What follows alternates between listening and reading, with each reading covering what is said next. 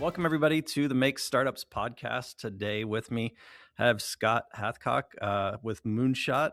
I have known Scott for, a little over a year, maybe 2 years at this point. Yeah, maybe 2 years now. Yeah. Scott, I have just frankly been consistently impressed at how focused you are and how you lead your organization and how you really do an amazing job of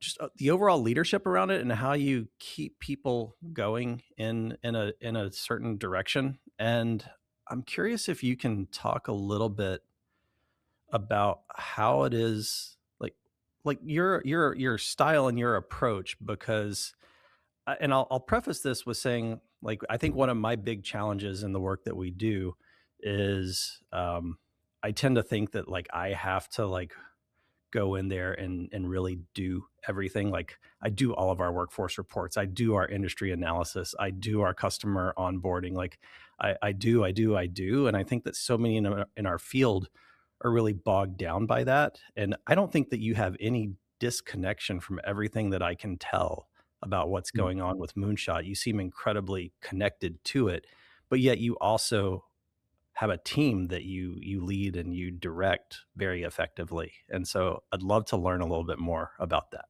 Oh, well, first of all, that's way too kind. And and it would be more interesting to hear what the staff says about that and how they would answer that. But, Fair I point. I would say I mean, seriously, that's way too kind.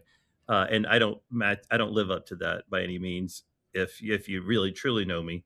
But I think the I have 2 ways to answer this. If I were still in my 20s, I would say it's because I'm Scott. That's it's just I just have a certain energy and sense of humor and y drive and whatnot, and I actually said that one time in an interview for a job when I was in the entertainment industry, and the lady my boss the lady who ended up being my boss said to me, "Okay, let's pause for a second. What if Scott's not 100% that day?" Like, I don't she goes, "I don't doubt that your personality and your empathy and all these things play a role in your success. But what if Scott is not feeling 100% because of a head cold or, something else is happening in his life? What is the structure in which you go through, the process in which you go through that still allows for the result of 100% without it being, uh, whatever this thing is you think you have, this natural ability you think you have, and so that struck me. That really hit me hard, and in fact, that's why I decided to work for this lady because I was like, "You know what? I have no process at that particular time in my life. There was no process in the way I looked at things.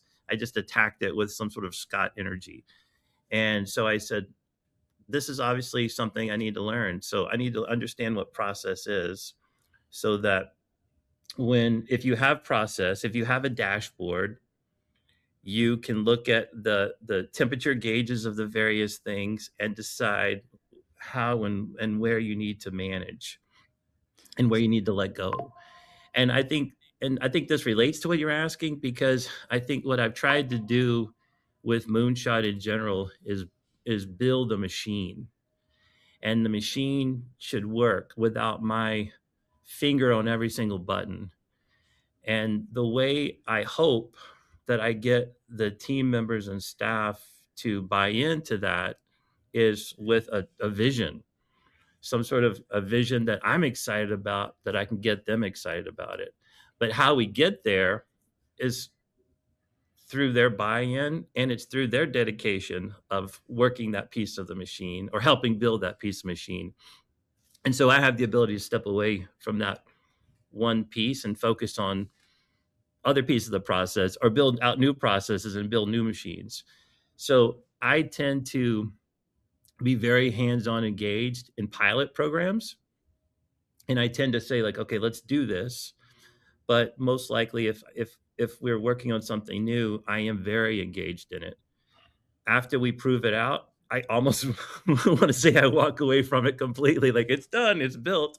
But I think part of that is also my own personality and wanting to be a creator and wanting to build things, not really wanting to manage things per se. So Does that even come close to Yeah, answering? yeah. Well, and I think that's like because you're like a serial entrepreneur within your own business, right? Yes. Yeah. And maybe that's the thing that we're also trying to teach our entrepreneurs is like how do you like, like you talked a lot about process, like what is the process of stepping in and figuring out so that you can launch something and test it and then getting out of the way? Like how do you know that you've got it in that place and that you've got somebody that can take that ball and run with it? Yeah, well, I've been lucky, and well, I guess I've had both good luck and bad luck with that, right? We all choose partners or places to put our eggs in that basket, and it doesn't quite work out. So you learn from those experiences. I mean, that's all I can say. And we do cut bait quickly. Like I will, if a program is dying on the vine or it doesn't quite work, or I'll just abandon it altogether and say, okay, well that's a loss, but let's move on. Um, Again, I think, and again, you're now you're making me really think, and I hate that for us both. No, But I need to learn. Come on. no, again, I think that it's got to be something that I'm excited about as well. And so I tend to build things that make me excited. And if I see that others get excited, then I feel like they can help me fill in the gaps of where m so I'll have process like, I'll see this machine, I'll see the vision, but I won't necessarily know how to get to each thing, and then I will as I talk it out and I verbalize it aloud, those moments help me to continue to work on my own message and read from the staff or the clients or the customers what it is I need to be getting from them in order to know this is heading in the right path. So I do tend to think a lot out loud. And in fact, that will get me in trouble with the staff sometimes because I will say, "Hey, I'm thinking about this thing," and they might start working on it. And I'm like, "No, no, no, no, I don't need you to work on it. I just wanted to tell you what I have in my head and Yeah. why I have this in my head." So I do have they're used to me now that if I start talking about something aloud, a lot of times they then start working on, "All right, what does that look like as far as how I help us get to that point?" And so I have to be very cautious about I'm just talking about something creatively or I'm talking about something and we're heading in a certain direction. But Yeah, it's definitely I do talk about things a lot. yeah, it's a I find that balancing act is tricky all the time because you have a great team that just they want to make these visions a reality. Um and so I've hit a point where so many times I feel like I'm trying to tell everybody you have permission to tell me I have other things that I'm working on. Yeah. I'm getting this thing done and trying to make sure that the shiny lights that we see in our position don't derail the entire team from what they're doing because at the end of the Yes. day and even I talked about this with Lexi in our office and you met her through the summit but the way I approach what we do like I'm a very emotions forward kind of leader. I like to be super analytical, but like I lead with my heart. But as a Mhm. byproduct of that, there's a lot of like ups and downs and how that goes. And I think that a huge part of my team's job is to just steady the ship while I, you know, go through whatever's going. Because, you know, when the inspiration hits and you're just like, you really can like accomplish just about anything. But then when you're like, ah, man, I'm butting my head against all these different things. Yeah. So, yeah. But the other thing I see is, um, you know, one thing that you've talked about before, and maybe this is a good spot to pick up because when you were at the Startup Champions Network Summit in Augusta, you were on stage and you kind of left everybody with a bit of a cliffhanger because you like teased out like you had this organization that was struggling that you took over Mhm. and you did a honestly like a 180 for it and so what is the story for how you turned you know, Yeah, moonshot around, or I guess at the time it wasn't moonshot, right? right, it was called NACET, N-A-C-E-T. Um, and the only reason I'm gonna say that the board chair at the time that hired me said to me, "We were we were gonna burn this thing down." In the sense that, uh, perhaps it had served its term. So this is coming directly from the committee that hired me Wow. that had made that comment about, after I was successful, with the starting of the turn, that was the realization, that's what they came back to me. Otherwise, I wouldn't have said that. So, when I was interviewed for the job, again, they were known as NACET, Northern Arizona Center for Entrepreneurship and Technology, and people didn't know how to say it. People didn't know what it stood for, and we're talking about an organization that had already been around for, like, 15 or 16 years. So, in a community that is 70,000 in population. So the people in your own backyard don't know what it is you're doing. We had also gotten into, prior to my coming on board, incubating other incubators around the state. So, in that sense, our name did not even associate with where our locations were anymore because we were not all in Northern Arizona. We were all over the state. So, there's a second branding issue that I had. But the biggest issue I had with the name is having come from the entertainment industry and having the desire or the a want to have a hero image and some sort of story to associate with. And I could not, for the life of me, get there with an acronym.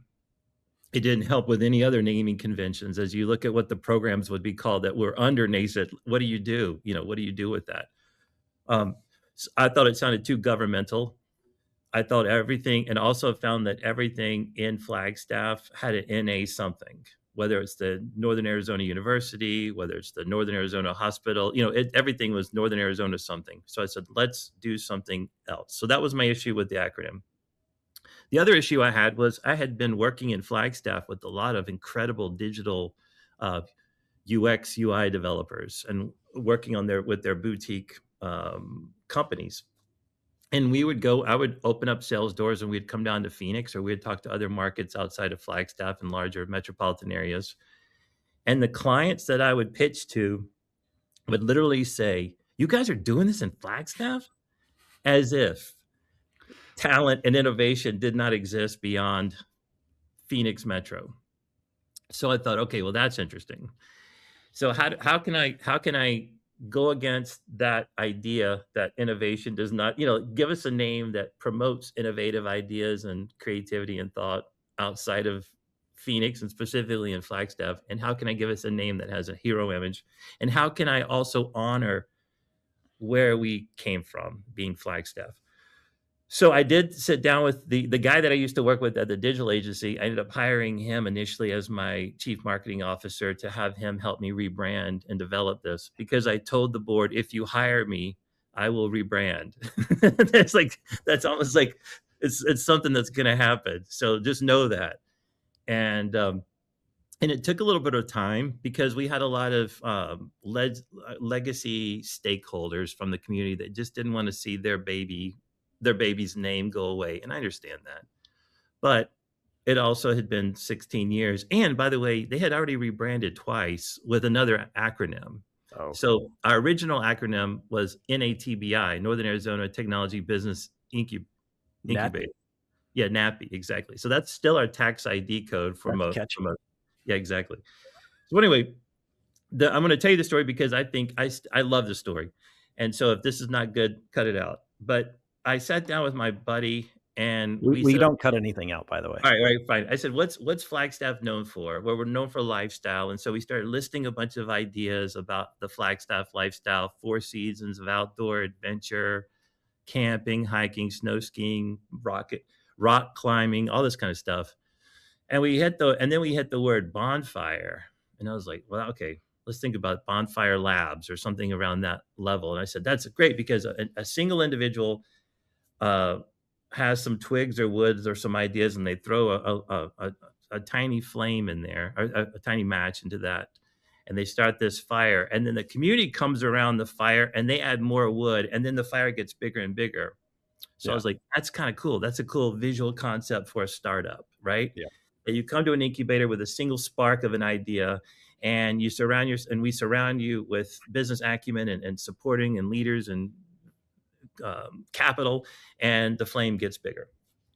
So I told my buddy, okay, let's start talking about this a little bit more with a few of the community people to see how that sounds to them. A lot of people loved it. And then it came to my attention because I was relatively new in Flagstaff. It came to my attention that Coconino County, which is where Flagstaff sits, has one of the largest forest fire like numbers in the country. And fire might not be the thing we want to associate with. Hmm.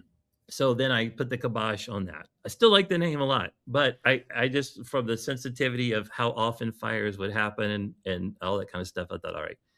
But the other line we came up with, again, I was relatively new to Flagstaff, had to do with our involvement with space. And Lowell Observatory is in Flagstaff. It's where they discovered Pluto. Our campus sat in front of, or still sits in front of, USGS, which is where Eugene Shoemaker was based out of. And Eugene Shoemaker is, in fact, an entrepreneur, innovator in the world of space geology. Right. So he and his wife were the ones that trained all of the initial Apollo astronauts on, once you get to the moon, what will that be like? And what will it be like to gather the resources from the moon? How you collect rocks, all that stuff, right? So all the astronauts came up to the Flagstaff greater northern Arizona region and trained in the lava pits, and they trained all over the area for the purposes of the moon landing. By the way, they're still training today. We still receive, I think the folks planning on going to Mars are Wow. training with the Yeah. USGS there. So there's still a huge amount of I work thought being we'd done. take the moon landing. So Right. Exactly. So I don't that was still I think we went, but anyway, so you've got that and that, and then it dawned on me that our campus is right off of Gemini Drive, oh yeah, which I there you never go. even thought about. And so I was like, okay, so now we have a space thing, and it aligns well with what I was trying to do with the Phoenix market, right? About presenting us in such a way that people would be like, oh yeah, there's space up there. They did some good work with NASA. They did some good work in innovation. So then I happened to watch the Kennedy speech where he makes the universal declaration that we're going to go to the moon and return safely with a man in the next period of time. And that again was my aha moment as far as an entrepreneur was concerned, because I said, if an individual will just walk into our campus, walk into our world, and they make that public declaration of, I have a way to I have a better way to cure whatever. I have a better way to build a taco. I have whatever these things are that they want to publicly be committed to and potentially start a company around. Once they make that proclamation, we surround them with the business acumen. Not unlike President Kennedy when he said we're going to put a man on the moon and return them safely. At the time when we said that, our technology didn't know how to do all of that. We didn't know how to do all of that. We didn't have the math to do all of that. Right. But because he made that proclamation so publicly, all of a sudden, smart people from around the world came to us and said, I can help you with this problem. I can help you solve this. I can help you solve that. I was like, that's the job of an incubator.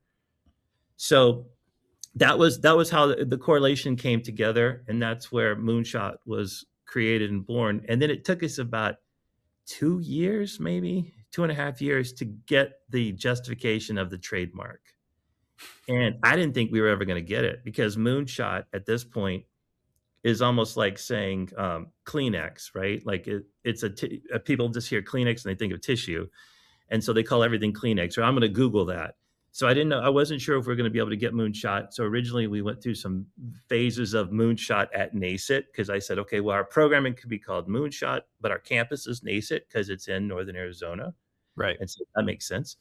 So I find it interesting because we actually got turned down for a trademark for Make Startups because they're like, it's just an action that someone yeah, can do, and they're like, you can't trademark that. but the key for us was the historical timeline and the thread. And they really buy into that as well. So when you do trademark, if you can make some sort of historical connection, like why this name, not just like what it's creative and I came up with it, but is there a connection to a timeline of location and and whatnot. And so that case was made by the attorneys, and at the end of the day, we got the name Moonshot.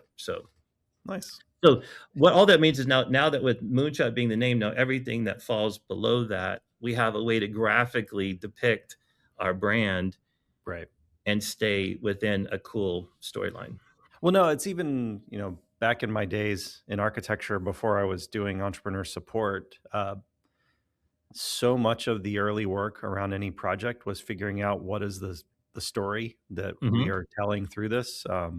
Because what I've consistently found is that when you can get people to agree on that story as a sort of a fundamental why, it gives everybody a decision matrix along the way so that Yeah, they can say, okay, well, I can get rid of this because it doesn't fit this right. story, or I can do this because it will support that. And it's I don't know if you've read much of like Yuval Noah Harari's books, but Mm, like so much of what he talks about is really centered around this idea that the one thing that makes people themselves special is our ability to tell stories and yeah, to create these mythologies and so forth that we can believe in, and that story can actually outlive the person. And so it goes back to what you were saying before about creating a machine, that yeah, the core part of that machine, I think, is the maybe even just the mythology of the moonshot itself and yeah. what that means for everybody. Exactly, and so going back to your question and not meaning to leave everybody on the edge of their seat to know how we turned it around, but in essence, we put lipstick on a pig, and then we went back in and then built the programming to make sure that the pig was delivering, right? And so, because I think when it was called Nascent, it was a little tired. It needed a fresh coat of paint. It needed some branding. It needed some storytelling. It needed some energy. And just by tweaking the branding and tweaking what our mission was, all of a sudden, with the same programming we had been doing for maybe the last 5 years, all of a sudden, corporate sponsorships really came into our pathway in such a dynamic way that I think the first year I went up almost 150% of Yeah. corporate donations that had been So this previously. is yeah, this is probably an important point though, because I also run into entrepreneurs all the time who just think like, "Oh, I just need to rebrand, and if I rebrand, that's going to fix everything that I'm doing." But what was the connection for you between the rebrand and then getting corporate sponsorships to actually take off?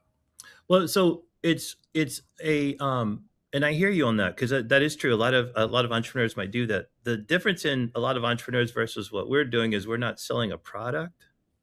We have a mission and I think at the end of the day, we are a marketing company. Yeah. I mean, really. And so we're selling the idea of you achieving greatness, or you fulfilling this dream.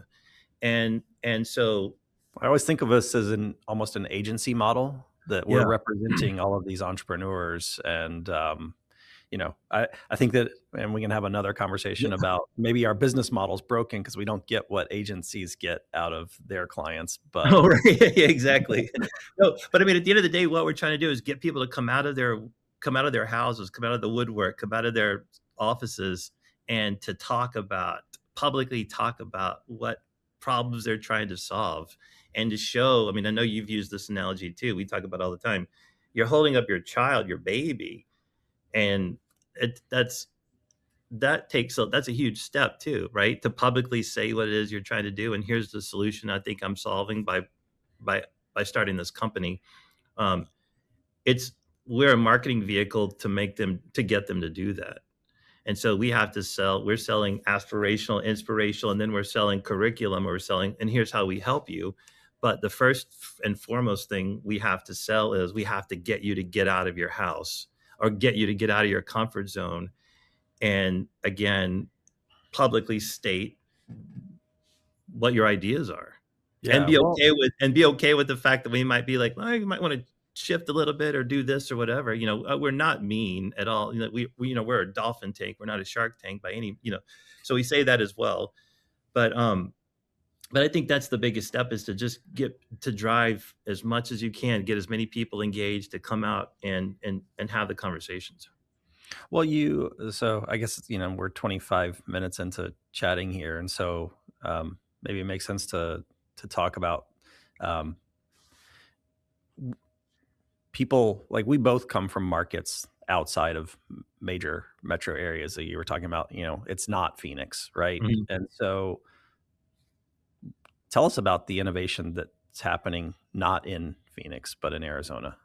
Oh, well, again, Flagstaff is a odd little area, so I'll talk about Flagstaff, but then I'd also like to talk about other rural parts of Arizona, which is where we serve. But, Flagstaff also had, a W.L. Gore, manufacturing facility, and it was because of the Gore family. They went to Flagstaff on vacation, and they said, "Oh, I like it here. Let's order. Let's Yeah. put in a manufacturing facility." And so all of a sudden, all the heart stents that are ever put in anyone, I think, are manufactured essentially through Gore, or a lot of them are. Yeah.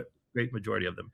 So we already had then this sort of bio sector thing that was coming out and being built.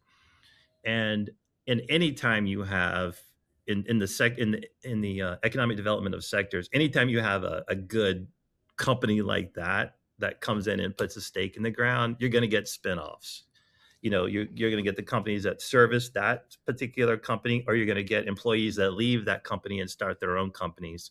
So typically, having a major sector stake of some kind of company put into the ground is a great way to obviously build sector and build innovation from that. Right. I will say though that the reason why I think we've been successful though now serving rural Arizona or serving more rural towns has a lot to do with the fact that COVID happened. And COVID showed people or convinced people or a lot of people like, why am I fighting this rat race in Phoenix? I'd rather live out in the country and have this particular lifestyle. And so everyone got used to doing what we're doing right now with Zoom calls and working more online. But those people that left the major markets, they didn't leave innovation behind. They simply just moved to a more rural area. And so I think that has really played well into our model. It was a cultural shift of how people work and how people want to be connected and how people want to learn. And so we benefited by the fact that these online platforms became more of a normalcy than a oddity.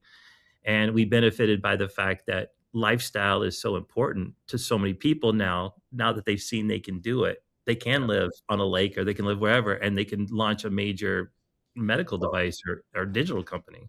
I for what it's worth, I think you're selling yourself a little short, because, like, we're in the process of doing our state of the industry report, and we've been interviewing, getting surveys from support organizations from around the country. And I think one of the things that's resounding in the feedback that we're getting from people is the level of disparity that exists between the major hubs in our country and everywhere else. And what that concentration of opportunity is costing the rest of our country. Mhm. And the reality is, like, because I was there, right, for your pitch tour finals, you show up in like 20 communities Yeah. around Arizona to help them build their ecosystem and to help entrepreneurs there actually connect into broader markets. So that's, to me, that's what's really kind of amazing. And I was astounded at some of the startups that you've been able to find and support through that. Yeah, no, it is. I mean, again, the tour is definitely our vehicle for to do our work. And again, when we initially started with the tour, we were only serving the incubators that we had contracts with. So, it was like a Flagstaff and some other cities in the state. And as we got closer to the other contracts ending, I said, why don't we let's not do those legacy incubator contracts anymore. Let's look at a model that we can provide smaller communities the same access without the same cost of the traditional model. When I say traditional cost of models, They're average 250 to $350,000 a year, let's say, for an incubator program with boots on the ground facilities and instructors and all that kind of stuff. That's at least the models that I've been living in Arizona. So I'm trying to come up with today, and we're close, with a $25,000 model Yeah. that assists communities, smaller communities. And again, because the resources and how you deliver those resources can now be done online. And as long as they can get online, I mean, that's a whole lot, so now you have to fight the broadband issues and who has the best access to broadband. Um, if broadband were the same across the entire state, that would totally increase the innovation happening across the entire state. But unfortunately, broadband is the chasm in which, or better, broadband is a chasm in which things really need to be fixed in order for this economic development to truly thrive. But you're right, we do go there. We go to these cities, and I think part of the success is that we go to them without any kind of politics. You know, Yeah. because again, small towns can have silos and they can have politics. We kind of come in a little bit like a bull in a china shop to say, "This is what we're doing. This is what we want to see," and we try to bring a high production value that they perhaps are not used to as well, in their communities. Sometimes I will say, and this is kind of funny, sometimes the audience members that come out to see the pitch finals of that particular town are 5 times the numbers of who's actually applying. So, we might have, in a small town, we might have like 5 or 8 pitch participants, and 50 people might show up at the end of the day just because this is entertainment. This Yeah. is entertainment in their town. They haven't seen something like this before, so Yeah. it's kind of interesting. Yeah, that's, I don't think enough people in our field realize the importance of entertainment in how we do that. And so I think you do have a unique perspective on it because you come from that arena. But even, I'd say we always noticed it in our work that we would always focus on it as like an engaging experience, but it Yeah. really is like our job is to make sure that people have fun, right? Yeah, yeah. And so While they're hopefully starting a business. yeah, so again, I'm boiling down the simple facts. We're a marketing vehicle, Yeah. right? We wanna get people, we drive people to come out and talk about stuff. At the end of the day, I become a game show host, and you hope through those things that you get some stickiness of people that then buy into their ideas and want to move forward with the curriculum and with the hard work, if you will. But we kinda ramp them up, in order to get there, and, Yeah. yeah, yeah, you're right. It's so funny too because I've seen, at every event, we might have a few stragglers. I feel like if they miss the first 15 to 20 minutes of my quote stage time performance and setting them up to pitch, they've almost missed the entire reason to, in some ways to be. I feel like, oh, they don't even know who we are or why we're here or what we're doing, because they see it as a very, straight line. I'm here to pitch and win some money and, potentially do this. And I Yeah. feel like I need them to have the entire Oh, pre. yeah. I mean, when I was there, the number of entrepreneurs that I was talking to and helping them, think through, like, how am I going to manage some contract negotiation issue that I'm having? Or, oh, I can connect you with this other person that I know who's in a similar space, but Yeah, not competitive. So, yeah, I mean, like everything we do, it's really it's about showing up and no. seeing the opportunity as opposed to thinking that somebody's just going to take what you do and I'm only there just to get this check or whatever. Yeah. And Yeah. then and we're also, you don't have to just play with us, or you don't have to play with us at all. We just want you to do something, right? So if we inspire you and we don't have the right things you need, that's great too. Just start that thing. If we inspire you and you want to get some from us and some from the other organizations that offer, go for it. We don't, we welcome as many people into our playpen to help that entrepreneur be successful. And with that being said, too, we also don't limit the timeline per se of their engagement with us because we understand life happens. And so if we do onboard you, and we say, here's a list of all the stuff you can get from us and all the things you can take advantage of us. Um, Our job is to make sure we articulate that correctly. Your job as an entrepreneur is to decide, well, what of this do I want? Yeah. But I'm not going to chase you. I'm not going to chase you because I understand life happens. So I'm not going to call you say, hey, you're not doing your work.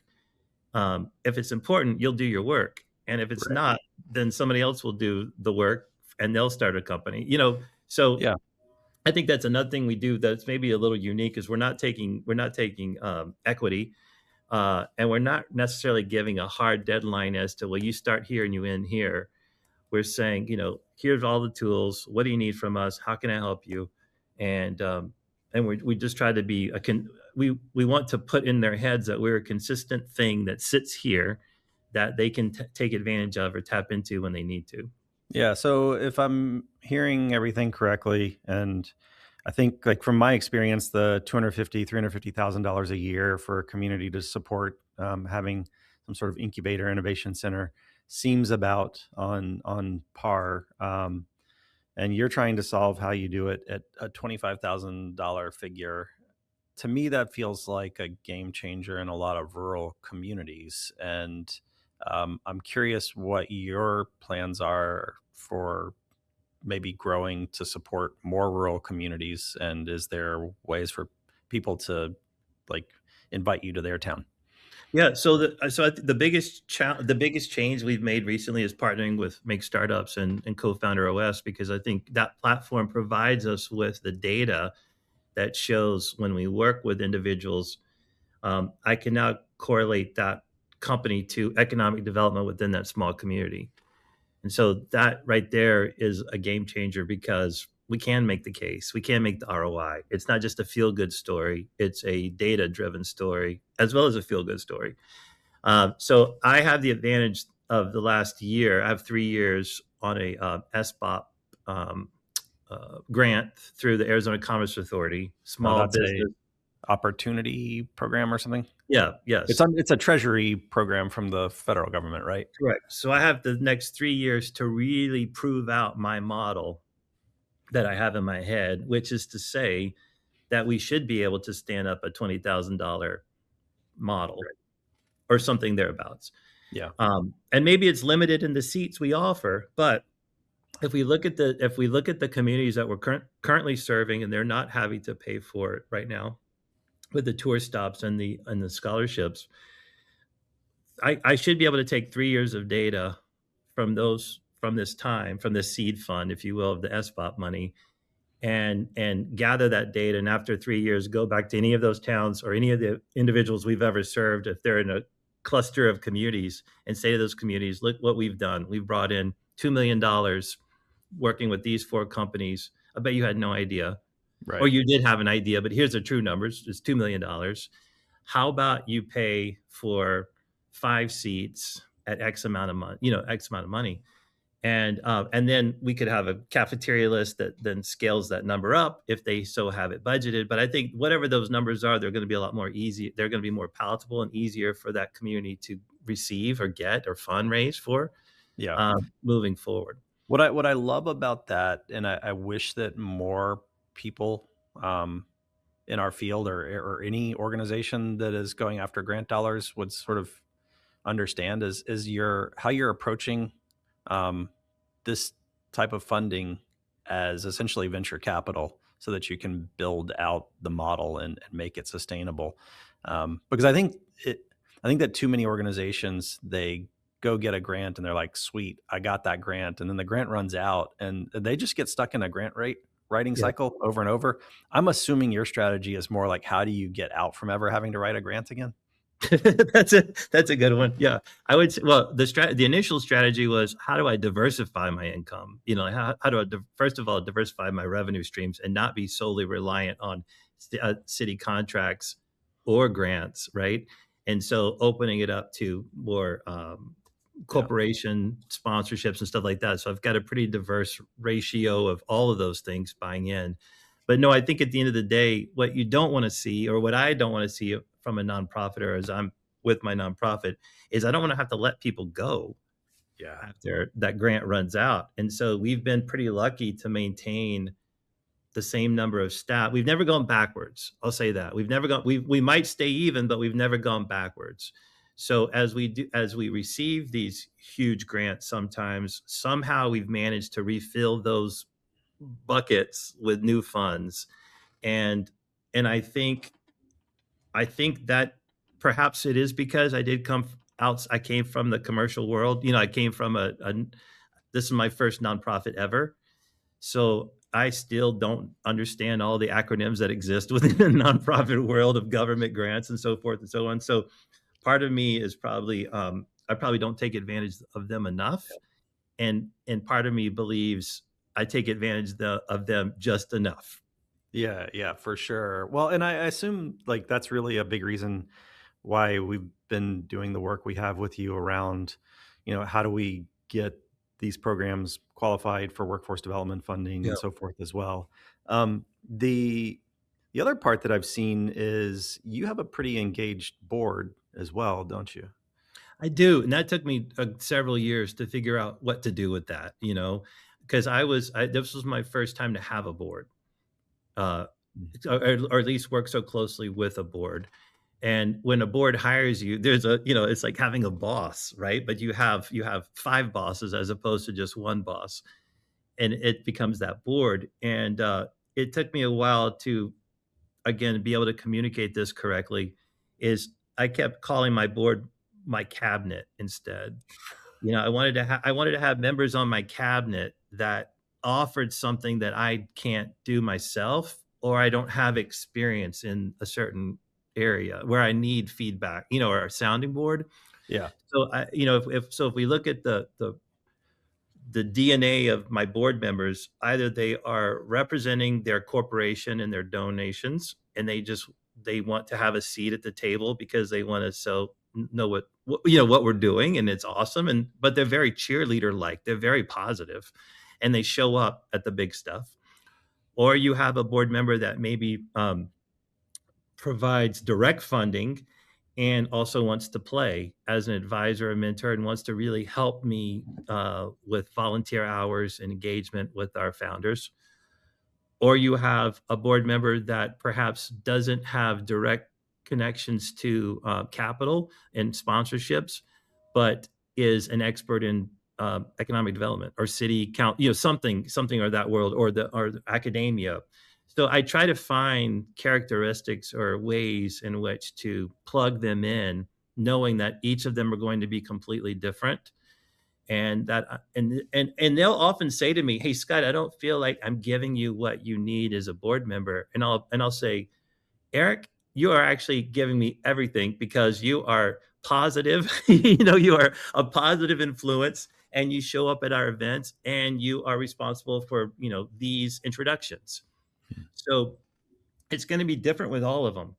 But at the end of the day, I just want, we're a small team of 7 or 8 full-time people at Moonshot. And so if a board member is going to come to the table and demand, if you will, that I do something or that our team does something, I'm going to be like, "Well, help me then. Please help me because we're strapped with the work that we're currently doing. And so if let's talk about this, and if this is so important to you and the rest of the board, then how can you help me make this happen?" Yeah. Well, I guess maybe I'm curious. Is there anything else that like if somebody really wants to understand the ecosystem that Moonshot has built, you know, what are we missing? What do we need to know? Gosh, again, I put so much weight on the platform of the story itself and making sure that you know, that you start with a good why, and not a good wine as well is always good, but a good why.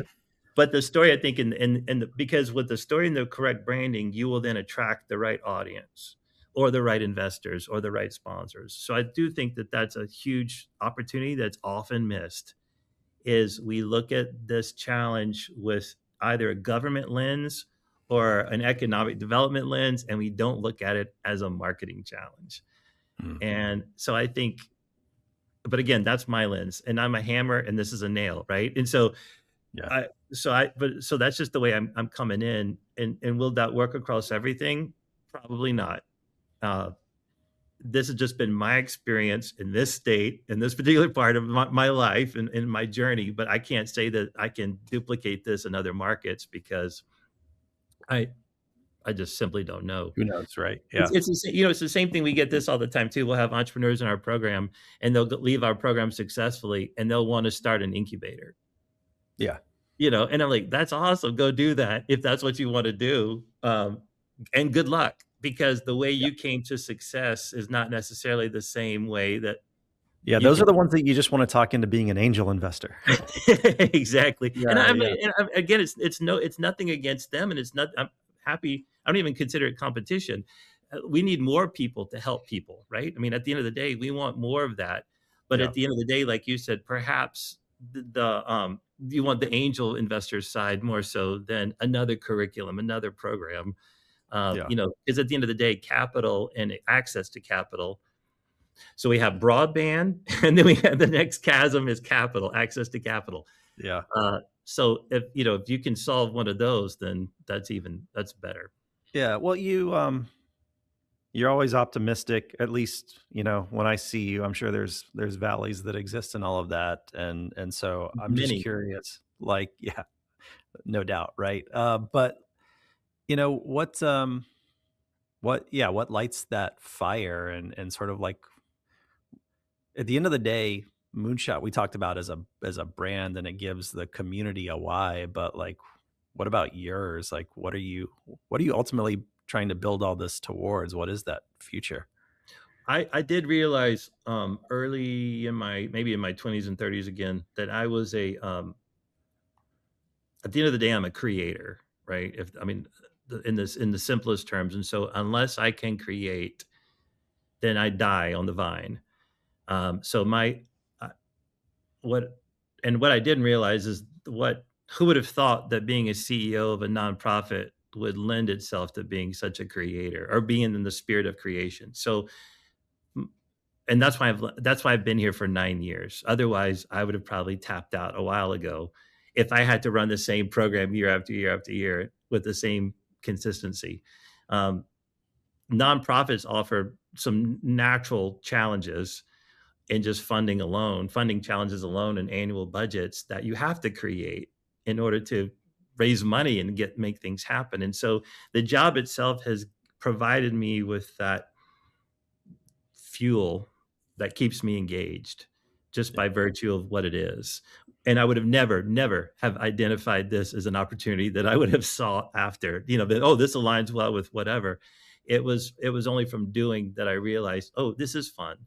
This is actually fun.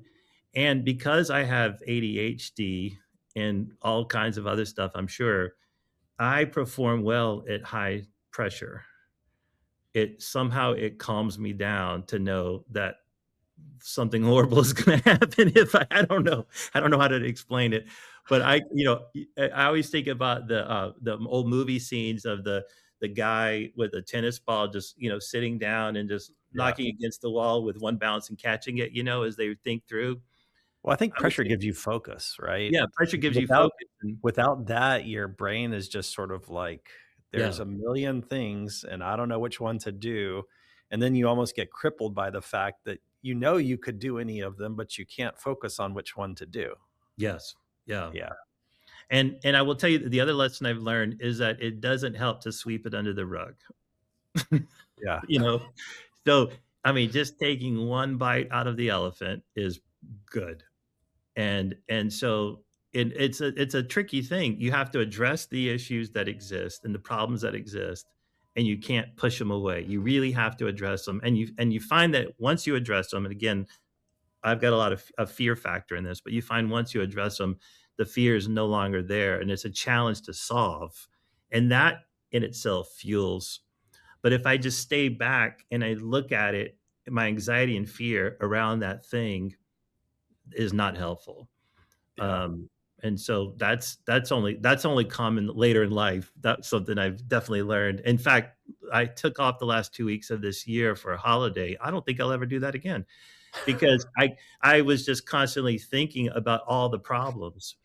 Well, you And saw me. I took 2 weeks off, and about a week into it, I sent everybody out a state of the industry survey because I was like, "I mm, need something to work on, but at least yeah, it's a little bit different." yeah. Yeah, yeah. Um, awesome, Scott. Well, I appreciate your time today, and even more than that, I've appreciated the opportunity to work with you and your team for the last, year or so. Before we go, is there anything on the horizon you want anyone to know about? Well, I mean, I wanna tap into that State of the Union survey you talked about, right? Because I Yeah, remember one of the questions, and I think it's a wonderful time to be doing this and to have startups because with all the threat that is, it's taken its own story, but with all the AI threats that exist in the world, if we limit what we believe a startup is and the mission for a startup is, if we limit that definition, then we're going to lose the case. yeah, However, there's always problems to be solved. And if AI should take care of all the medical problems, let's say, then there'll be new problems. And the new problems are problems that founders and startups can solve. And so the case for making uh, well, the case for suggesting that this world we play in is going to be limited in the future is the opposite. The world we play in is going to open up more for problems to be solved. There'll just be new problems. There'll be just new yeah. challenges, and so I am very optimistic that AI is going to take care of a lot of it, and then there'll be some new fun stuff that we take care of as founders.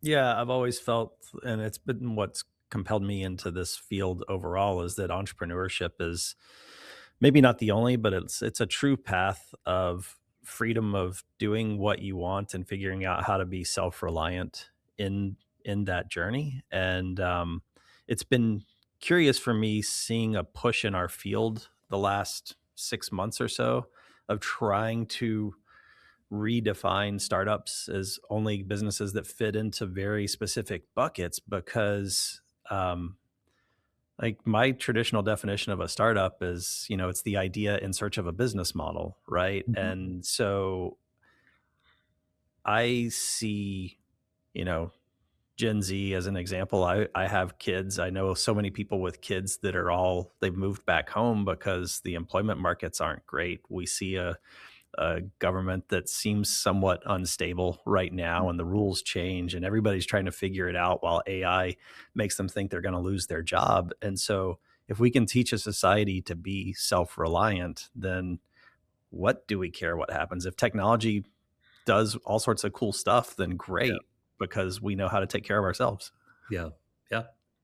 That's exactly, and I think that speaks to what we're trying to do. We're trying to elevate people and have them be able to not only take care of themselves, but do better than take care of themselves, take care of their children and their neighbors and raise the entire community. And so that's why it's so important that these jobs and innovation are brought to the rural communities, because that's where life happens. And we want to make sure everyone stays upwardly mobile. I mean, upwardly, and can match where the economies are. For sure. Well, I know I will be seeing you for AZ Tech Week, if not Great. before then. So thanks for being on today and Thank you, Eric. look forward to it. All right. Sounds good. Thank you so much.